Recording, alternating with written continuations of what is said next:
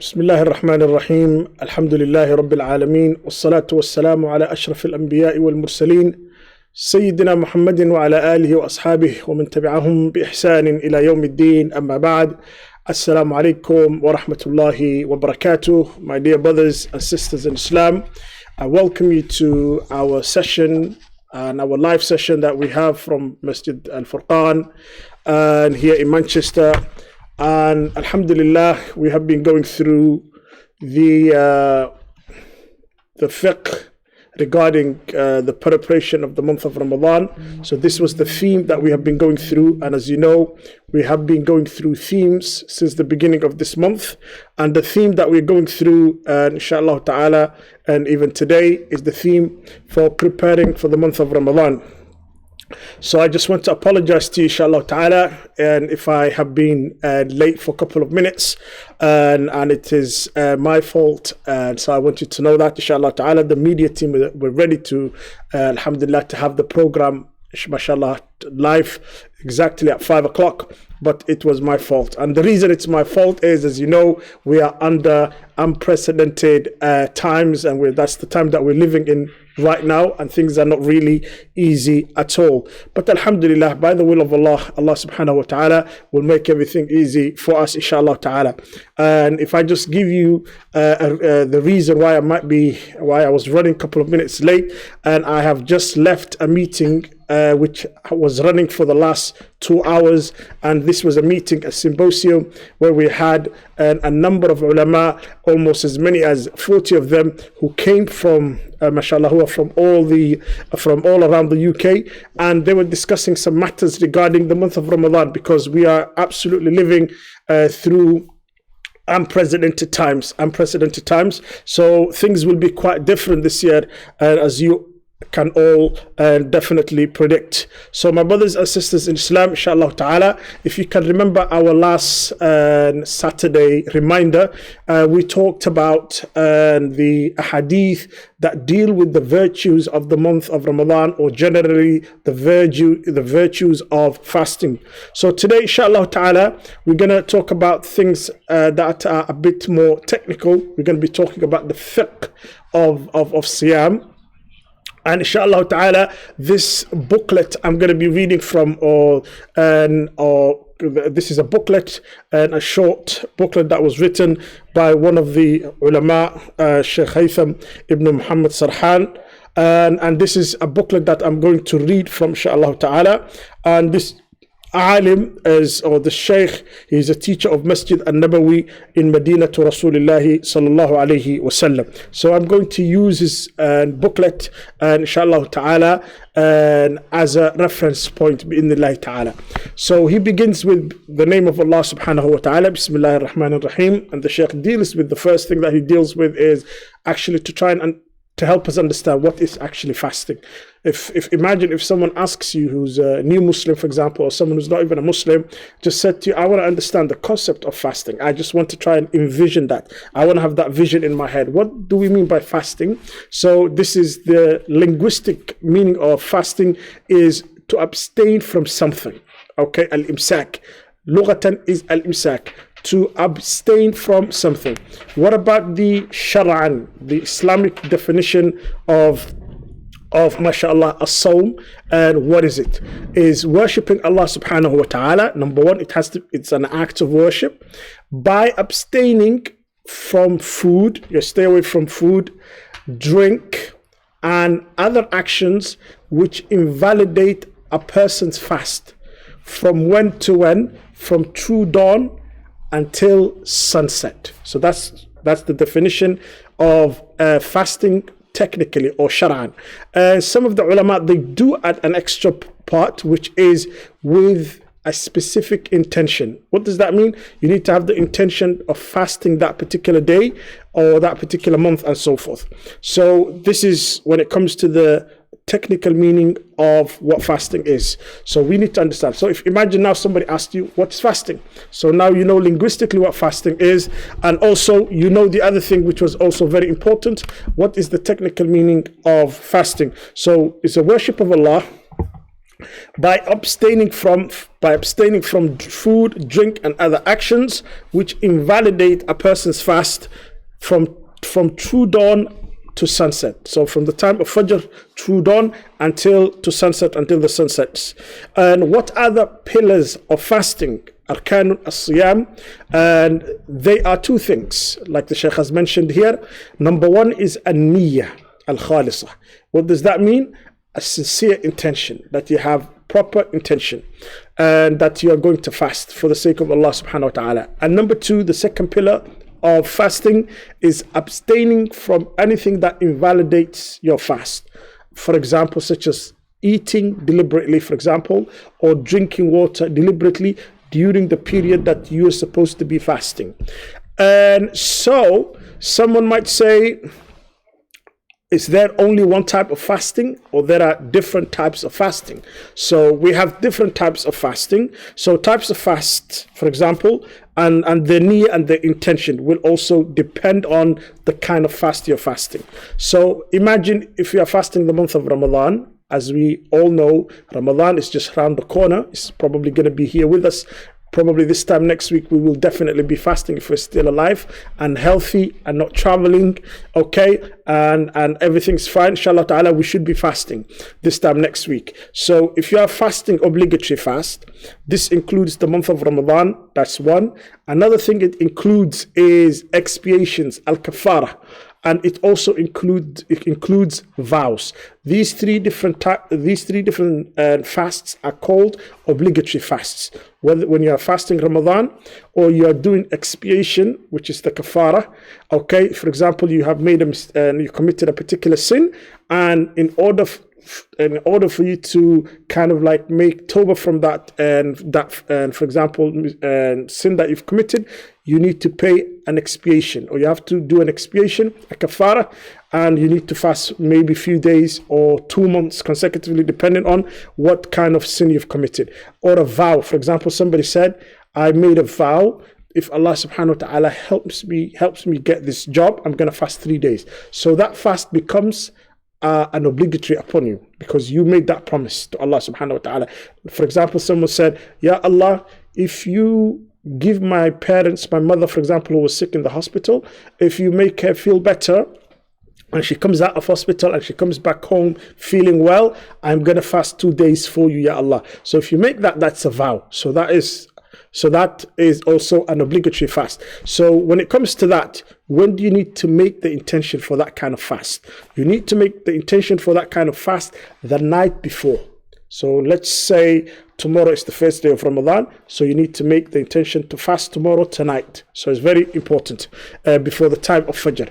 And also it is sufficient for a person to make a single intention for the whole month of Ramadan. This is the view of some of the ulama, that if you make one intention the first day of Ramadan, that intention will suffice you for the whole month of Ramadan. Although there is another opinion and another view of the ulama that says no, you need to make an intention for every single night. So that means every single day that you want to fast, you need to make sure that you make that intention the night before. Okay, but as you can see, mashallah, the option of having just one intention until the end of the month of Ramadan is sufficient. And what about if you are fasting a voluntary fast? Imagine you are fasting Mondays and Thursdays. As you know, Mondays and Thursdays, they're not obligatory fasts. Or imagine you are fasting the 6 days of Shawwal.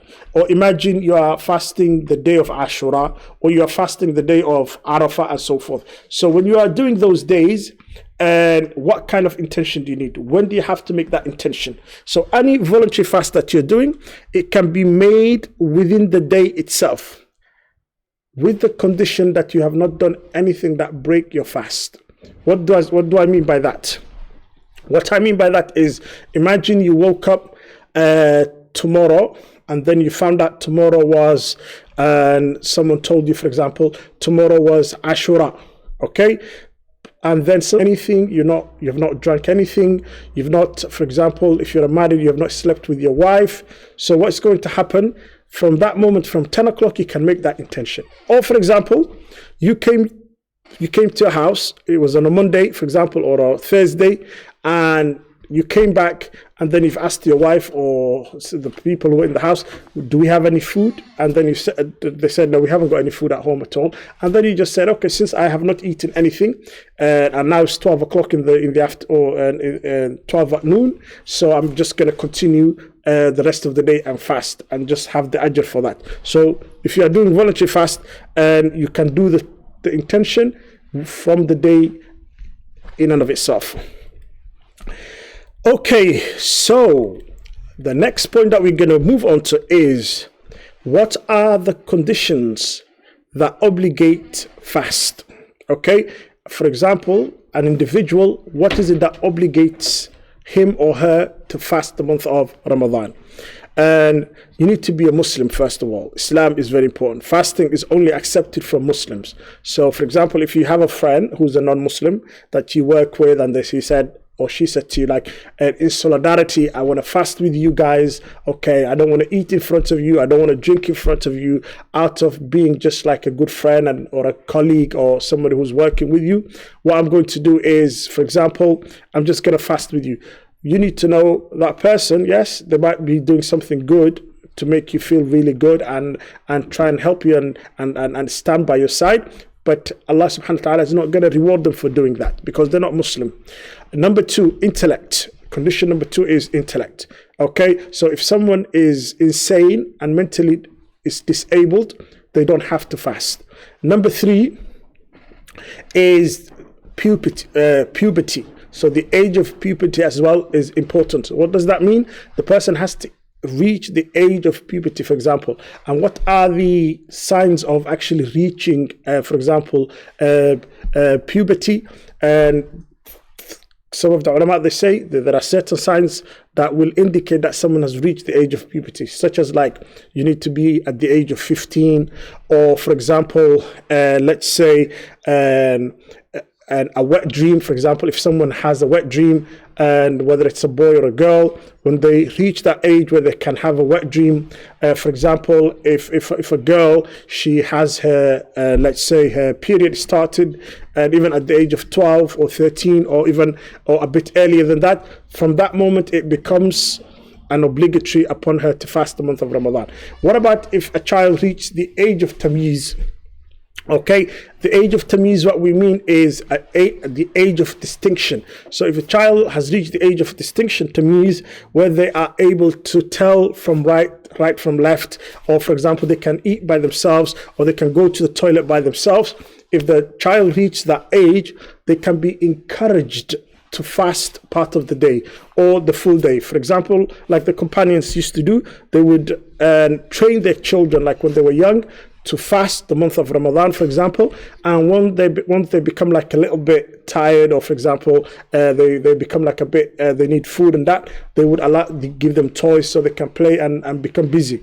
And so if it's okay, for example, if some of the children, like if the younger people who have not reached the age of puberty, if you can encourage them to fast, it's good. So by the time when they reach the puberty, they will be able to fast.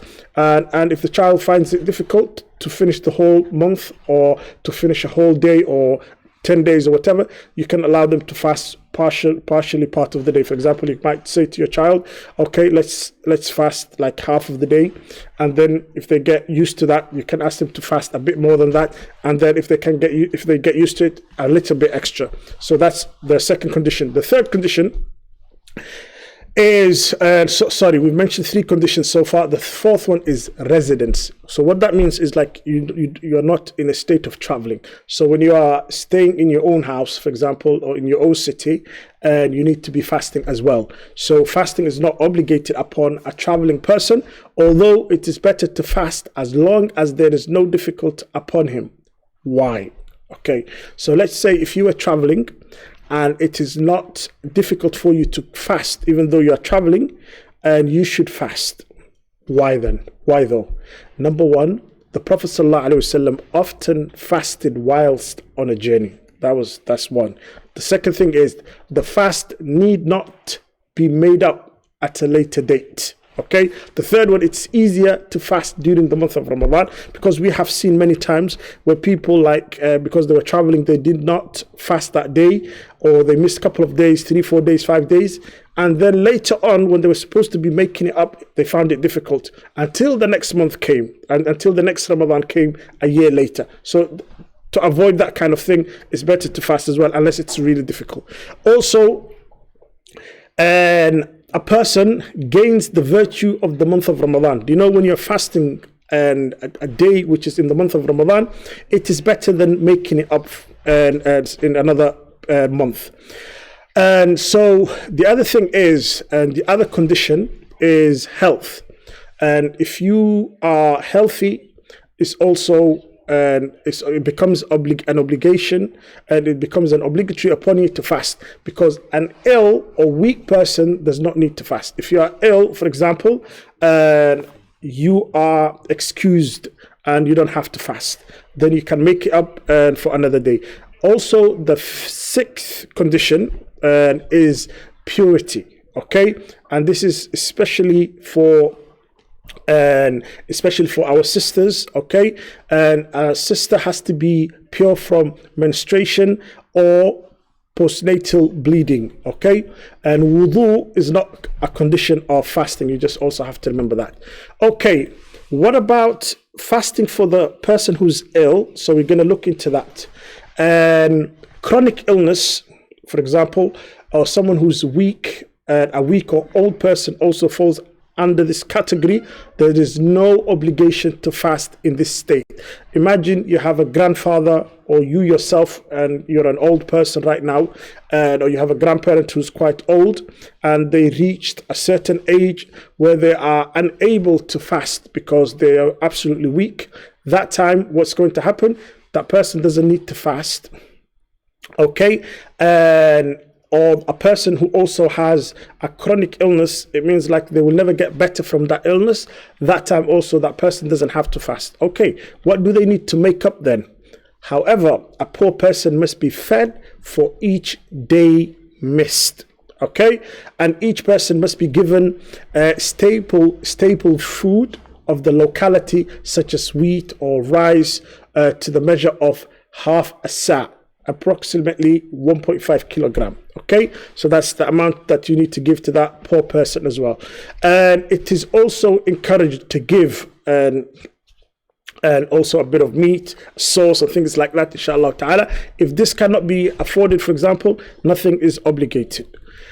And the next thing is, what about if someone is temporarily ill? Okay, is a temporary illness. It's not a long-lasting one. For let's say someone is suffering from a particular illness, which is not going to last forever, and they can get better from that.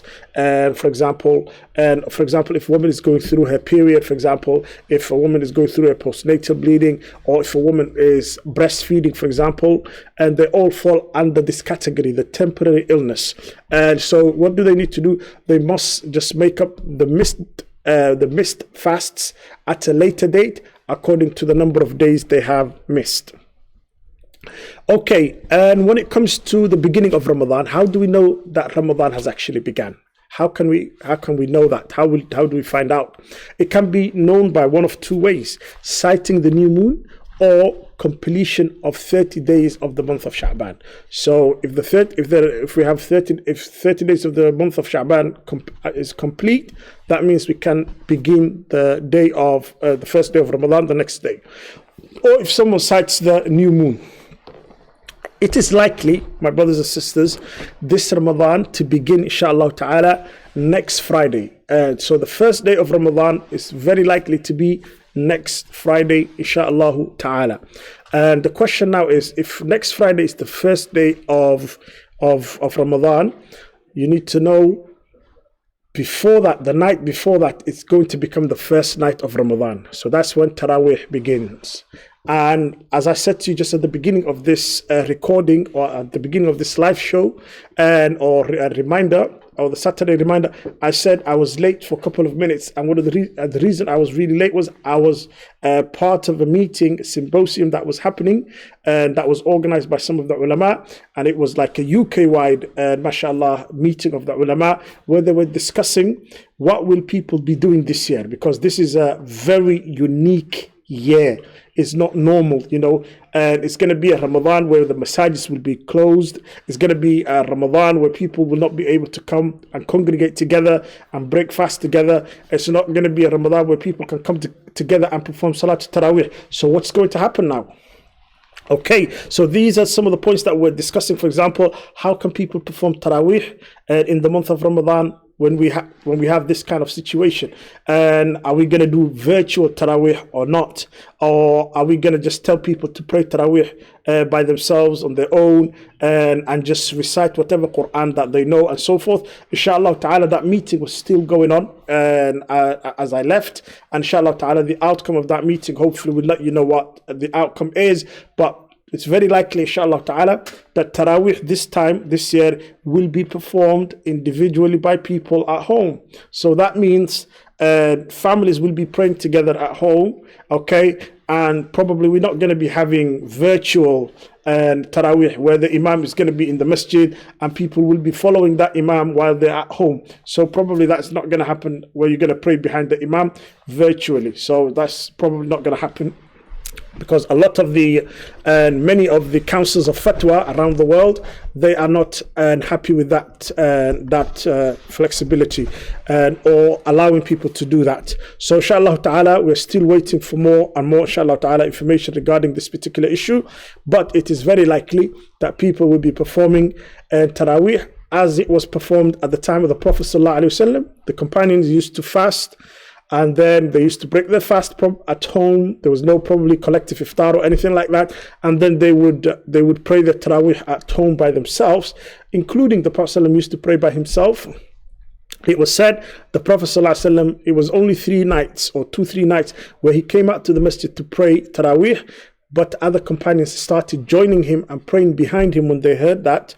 And then the next night more of them came, the third night more of them came, but the Prophet ﷺ never came out. Why? Because the Prophet ﷺ was afraid if he kept coming out and the companions kept coming to the masjid and they performed jama'ah all together, maybe there was a chance where Allah subhanahu wa ta'ala could have made Taraweeh an obligatory salah. But as we know now, Taraweeh is not an obligatory salah, it's sunnah. Okay, so you have to remember that. Okay, recommended acts during the fast. Now when we begin to fast the month of Ramadan, what are the recommended actions during the fast? Number 1, delaying the suhoor, pre-dawn meal until it is latest time. So what do we mean by that?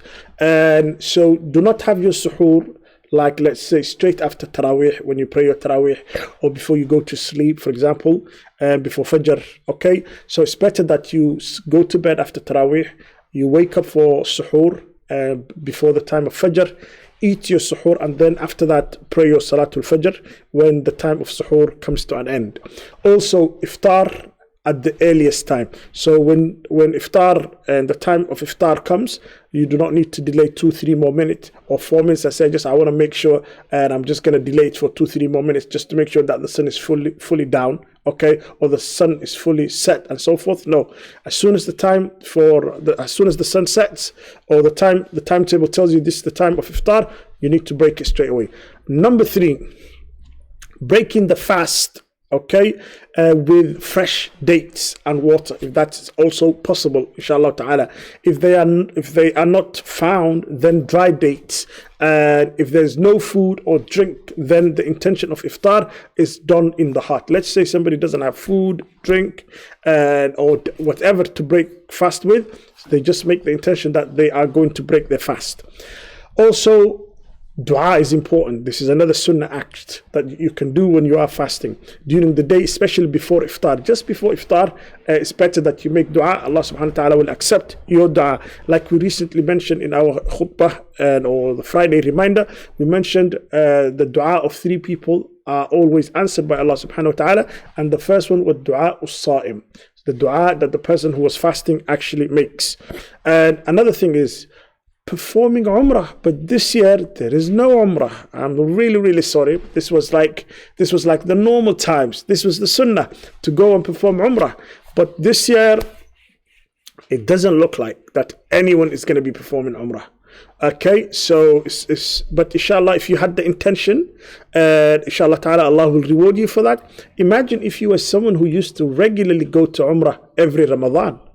So now you can reap the fruit of your, mashallah, your great action that you used to do. Now you can absolutely enjoy that. Why? You will be home here. You're not going to be spending money. You're not going to be traveling and leaving your family. You're not going to be there by yourself.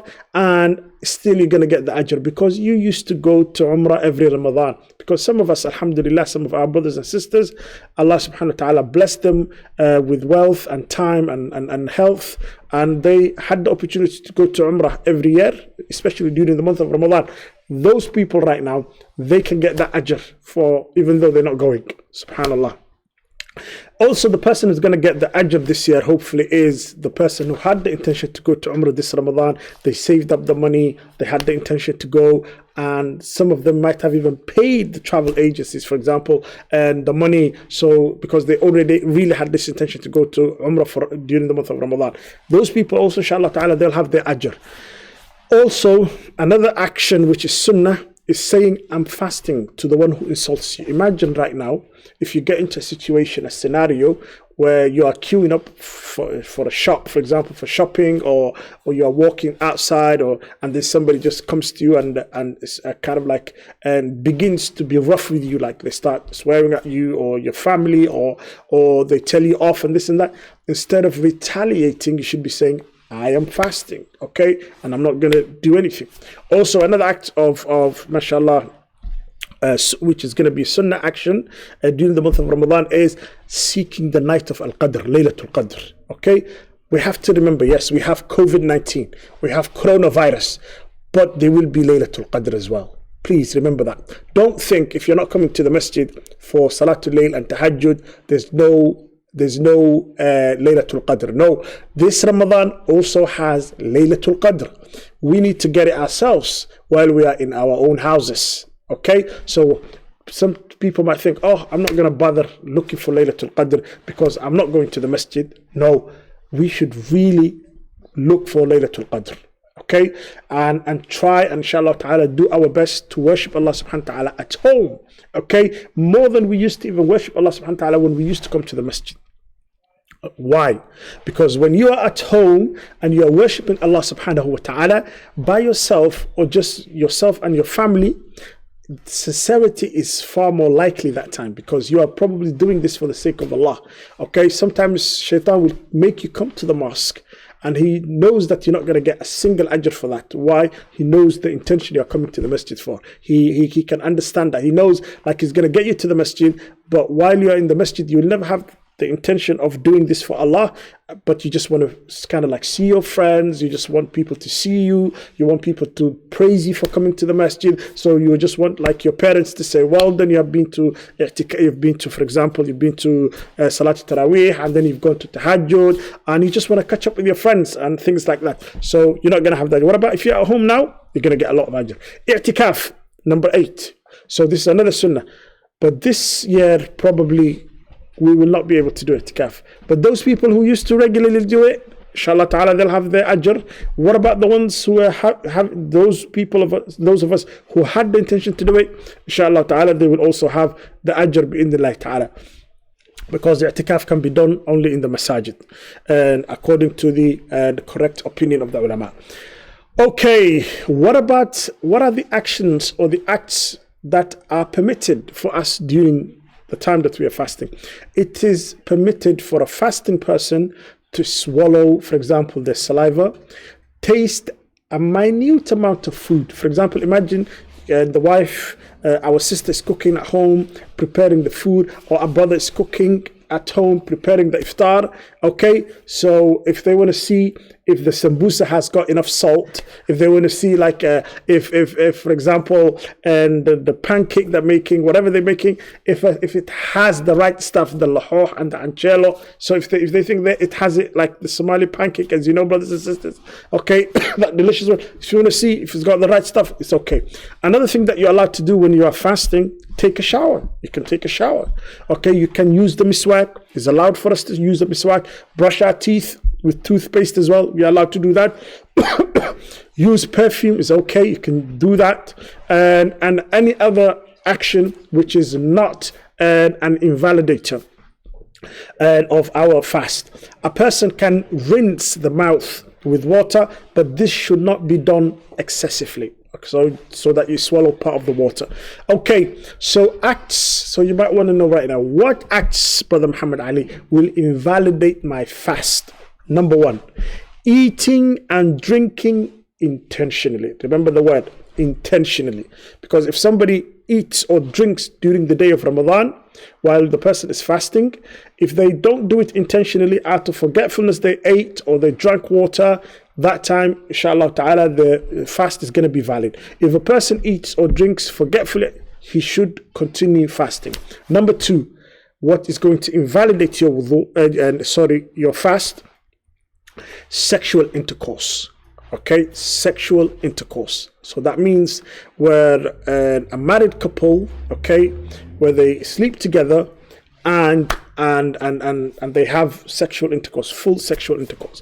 Okay, if a person has intercourse during his fast in a day of Ramadan, then upon him is the major expiation. If this happens, let's say somebody has done this, okay, while they were fasting during the day, it's not during the night. I just want to make this point very clear.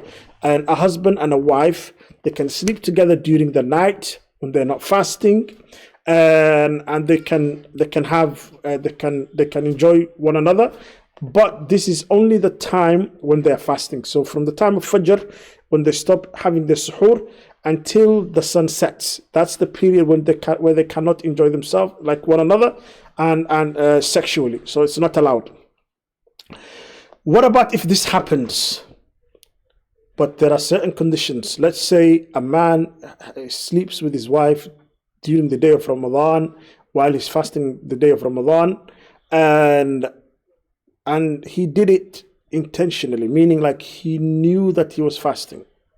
He didn't do it like out of forgetfulness, or for example, he was not someone who was jahil, ignorant about this particular issue, okay? And he's done it out of their own choice, okay? No one has forced them to do it. So what will happen? They have to pay a major expiation, okay? They have to pay a major expiation. What does that mean? The husband, okay, the man who slept with his wife, he has to either free a slave, which we do not have right now. If that's not there, so what will be the next stage?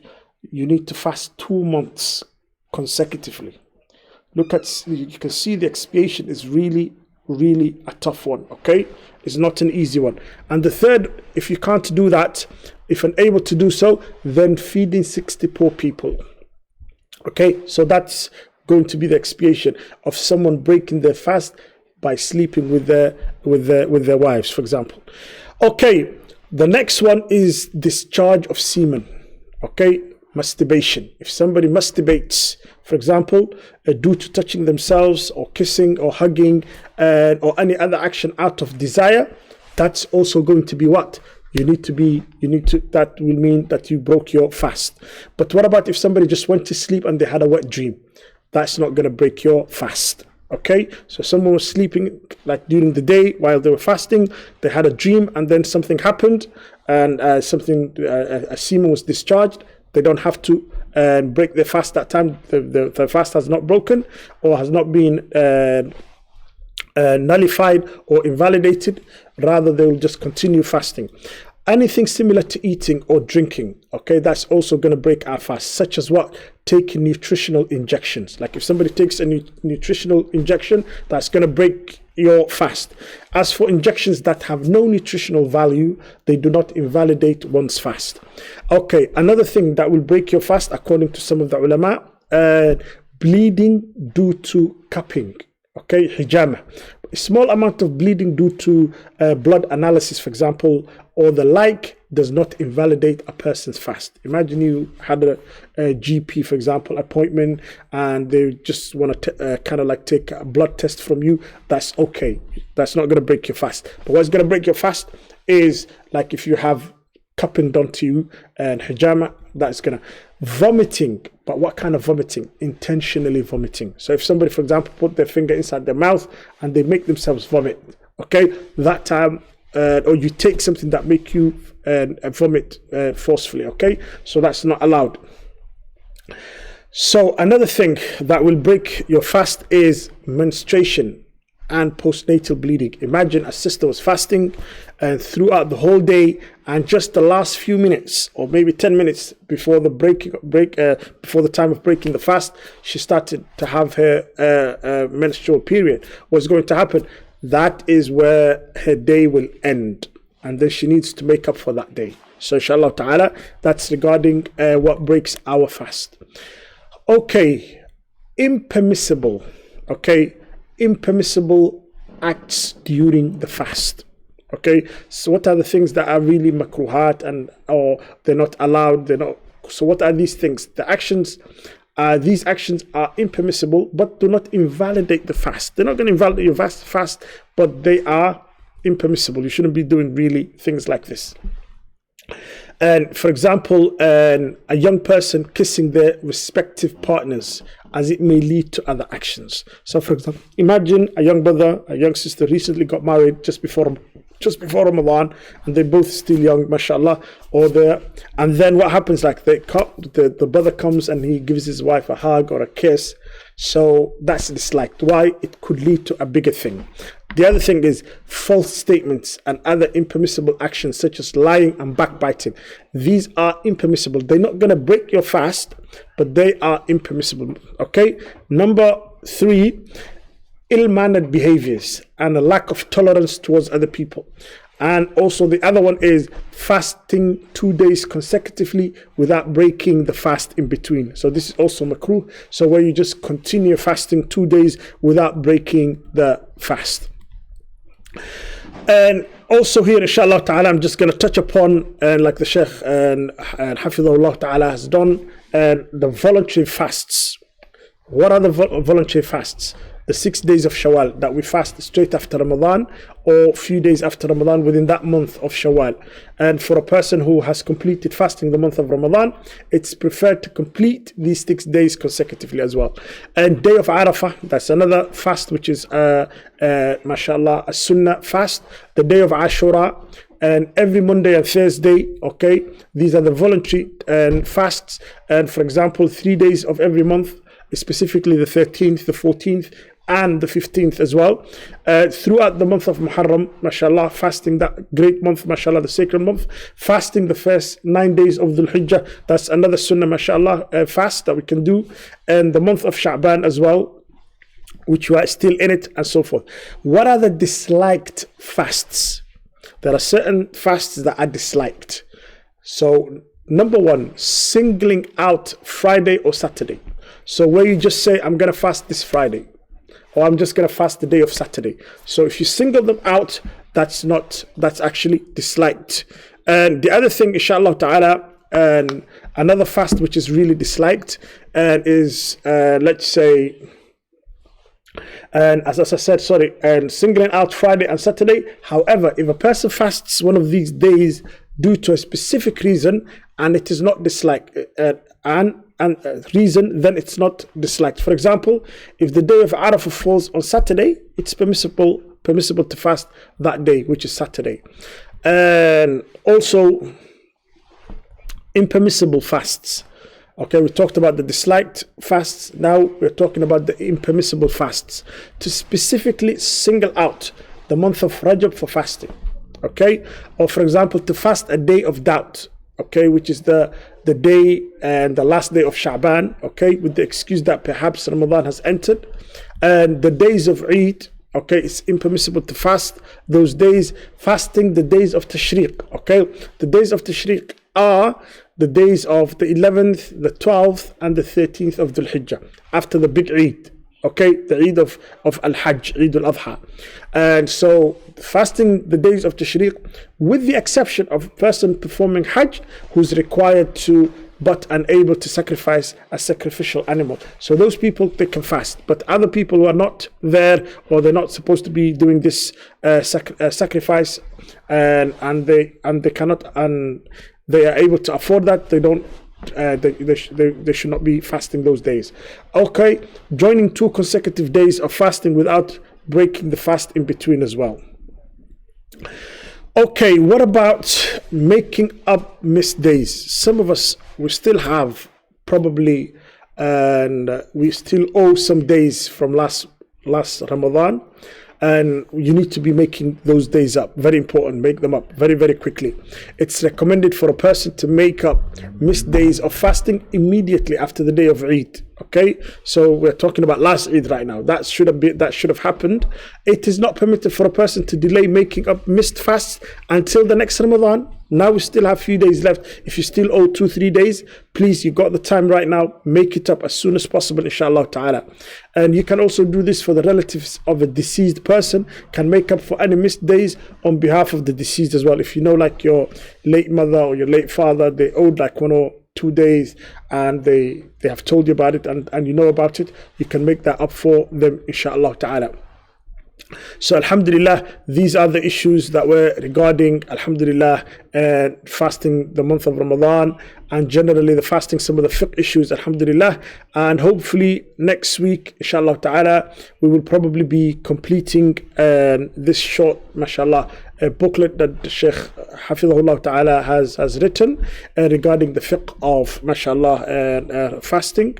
And so next week, hopefully, we're going to be beginning from, inshallah ta'ala, Zakat Eid and Zakat Eid al-Fitr and Zakat al-Fitr and so forth, inshallah ta'ala. That's when we're going to deal with it, is next week. But now, my dear brothers and sisters, inshallah ta'ala, and hopefully before next week, before we meet up again, inshallah ta'ala, next Saturday, and for having this session, inshallah ta'ala.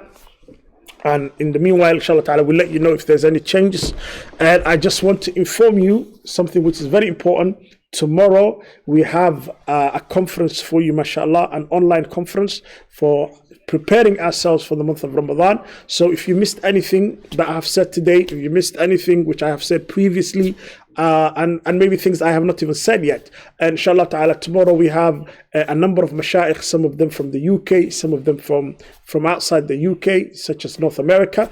Inshallah ta'ala, we have exciting lineup for you tomorrow, inshallah ta'ala. And I hope, inshallah ta'ala, you're going to join us tomorrow live and via our social media platforms. You're going to follow us and via YouTube, as well as and also and Facebook and so forth, inshallah ta'ala. So please be ready for tomorrow, starting from 1:30, inshallah ta'ala. And then we're going to have session after that, bi'idhnillah ta'ala. It's going to be enjoyable, and hopefully you're going to benefit a lot. So jazakumullah khairan, my dear brothers and sisters who have joined us from home, and may Allah subhanahu wa ta'ala reward you greatly for your efforts. And inshallah ta'ala, please make sure that you make dua for all the Muslims who are not feeling well, and those Muslims who have passed away, and generally make dua for everyone to feel better and get better and recover, and hopefully make dua for our workers and the people who are frontline workers who have been working really hard to help us and stay safe and so forth, and providing for us whatever we need and as well. So inshallah ta'ala, and finally, never forget to make dua for our media team as well. Jazahumullah khairan for making this a reality. Our lessons coming online, live to you, mashallah, and live while you're at home and enjoying yourself. Wassalamu alaikum wa rahmatullahi wa barakatuh.